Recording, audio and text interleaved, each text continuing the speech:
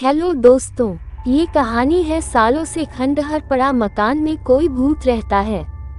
ये दो दोस्तों की कहानी है जो अपनी छुट्टी में अपने गांव में आते हैं। संजीव और निकेत। संजीव भूतों में विश्वास नहीं करता है, जबकि निकेत इस बात को मानता है। ऐसे बहुत से लोग हैं जो भूतों को नहीं मानते हैं, क्योंकि जब कोई नहीं दिखाई देता है तो उसके मानने का सवाल ही नहीं उठता है।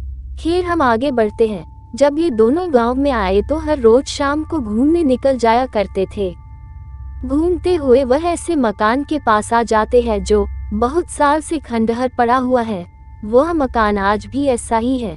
जो उसमें रहते थे वह उस जगह को छोड़कर चले गए थे, लेकिन एक बूढ़ा आदमी उनके साथ नहीं गया था, क्योंकि वह अपना घर नहीं छोड़ना चाहता था और किसी कारण वह बीमार पड़ गया था और वही मर गया था। उसके बाद वह मकान ऐसा ही पड़ा हुआ है।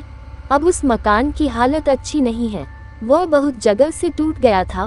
उसे देखने के लिए दोनों दोस्त अंदर जाते हैं और उन्हें एक कमरे से कुछ आवाज आती है। दोस्तों, इससे पहले कहानी सुनाओ, आपसे हाथ जोड़कर निवेदन है, प्लीज मेरे चैनल को सब्सक्राइब कर दो। दोस्तों, आपका कुछ नहीं जाएगा अगर आप मेरा चैनल सब्सक्राइब और वीडियो को लाइक कर देते हो। किसी गरीब इंसान का भला ही हो जाएगा। यह आवाज किसकी है, ये देखने के लिए वह दोनों अंदर जाते हैं और जब वह अंदर पहुंचते हैं तो बहुत अंधेरा होता है। अब हम आगे बढ़ते हैं। संजीव को इस बात पर विश्वास नहीं होता है कि जब कमरे की छत खुली है तो अंधेरा क्यों है, जबकि ऊपर देखने पर तो रोशनी आती है, लेकिन नीचे कुछ नहीं दिख रहा है। निकेत कहता है कि यहाँ से चलते हैं, ये जगह कुछ ठीक नहीं है। संजीव इस बारे में सोचता है। संजीव अंधेरे में देखने के लिए नीचे बैठ जाता है। उसे जमीन पर कुछ धुआं नजर आता है। ये कैसा धुआं है, ऊपर रोशनी और नीचे धुआं। कमरे में अंधेरा कुछ अजीब है। वह निकेत को भी दिखाता है। निकेत नीचे नहीं देखता है और कहता है कि यहाँ से चलो, मैं तुम्हारे साथ यहाँ तक आ गया हूँ और अब मुझे डर भी लग रहा है। ये जगह ही बड़ी अजीब है। निकेत पहले से ही डरता है, इसलिए वह रुकना नहीं चाहता है। मगर संजीव को तो कुछ भी समझ नहीं आ रहा है। यह क्या है, वह पता लगाना चाहता है। निकेत ऊपर की ओर देखता है और बहुत ज्यादा डर जाता है। निकेत कहता है कि ऊपर देखो। संजीव, ऊपर भी अंधेरा हो रहा है। संजीव ने ऊपर देखा और कहा कि तुम इतने डरते हो कि तुम्हें पता नहीं चल रहा कि मौसम खराब हो रहा है, लगता है बारिश होने वाली है। वह बाहर जाने ही वाले थे कि बहुत तेज बारिश शुरू हो गई थी।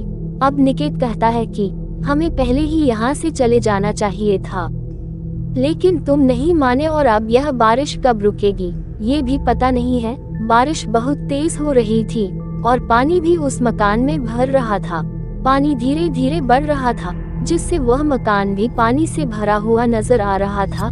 इतना पानी कहाँ से भर सकता है, क्योंकि यहाँ पर पानी का रुकना मुश्किल है।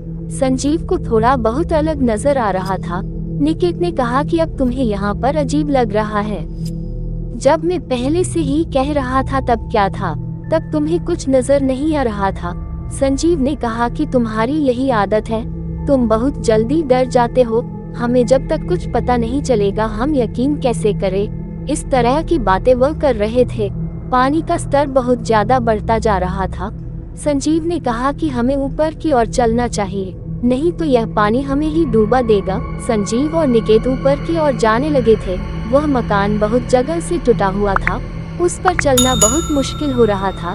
इससे आगे की कहानी पार्ट 2 सुनाई जाएगी।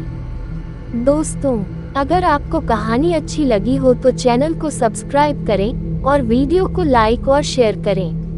Thanks for watching.